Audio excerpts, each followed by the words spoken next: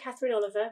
Annette Boaz and I direct Transforming Evidence, and we have been working with the ARIs since 2019. In this brief video, I'm going to introduce the ARIs, explain what they are and how you could use them. Policy and practice organisations need evidence to understand the nature of problems, identify potential solutions, and establish how different policies and interventions work in practice. However, relevant evidence isn't always easily available. Most attempts to cross this gap have focused on trying to maximise the impact of individual researchers or projects.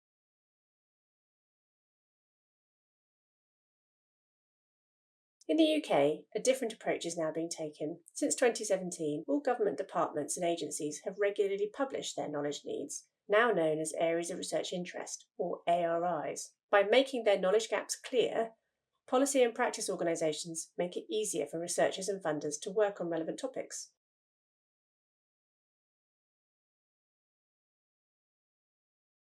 ARIs are increasingly being produced by other parts of the public sector now, such as devolved administrations, by parliamentary committees, and by local authorities and other public sector organisations. There's also growing international interest in ARIs.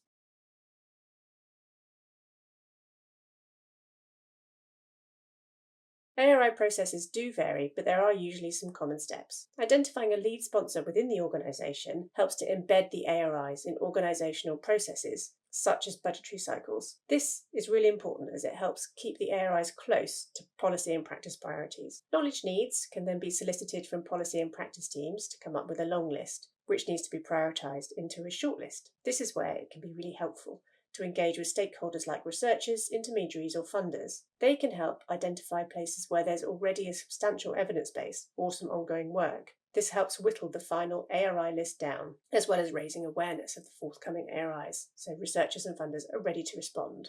ARIs are usually published as a standalone document. The UK government has produced guidance for its departments, which offers useful tips for everybody on what might be useful to include. ARIs are then added to the database, which helps with dissemination, analysis, and identification of relevant evidence and experts. Usually ARIs are refreshed every 2 to 3 years. This keeps them reflective of current priorities.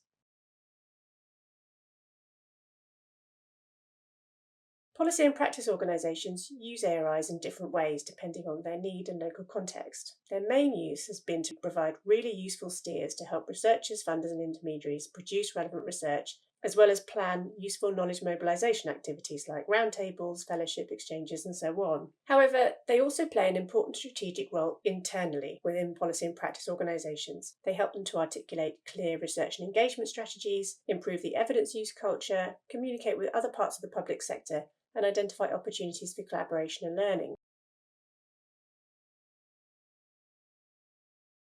Producing ARIs within a policy or practice organisation is a skilled job, which does require time and effort. Officials who develop ARIs need to articulate knowledge needs, engage with stakeholders, and manage a complex cross-organisational process. However, it is important that ARIs are developed and owned by the policy and practice organisations themselves. This keeps them connected and part of daily business, which helps them reflect the real priorities of the organisation.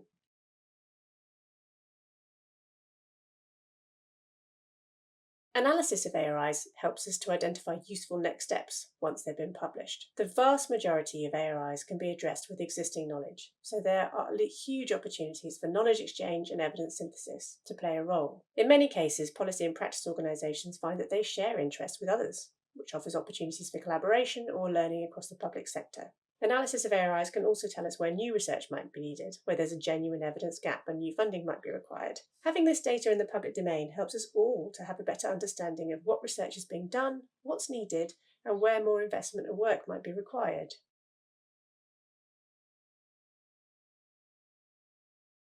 These useful responses to ARIs, whether research, funding, knowledge mobilisation or synthesis, does require investment, joint working and communication. However, quite often, external engagement with policy and practice organisations is driven by researchers. This isn't always as effective at delivering useful evidence and can create costs for policy and practice organisations. The ARIs offer us an opportunity to move beyond thinking about maximising impact of individual researchers and projects towards strengthening the system overall. Anchoring new research and engagement activities to the ARIs will help us to reduce duplication and waste, reduce costs, and allow research and engagement resources to be focused where they're needed, ultimately delivering benefits for us all.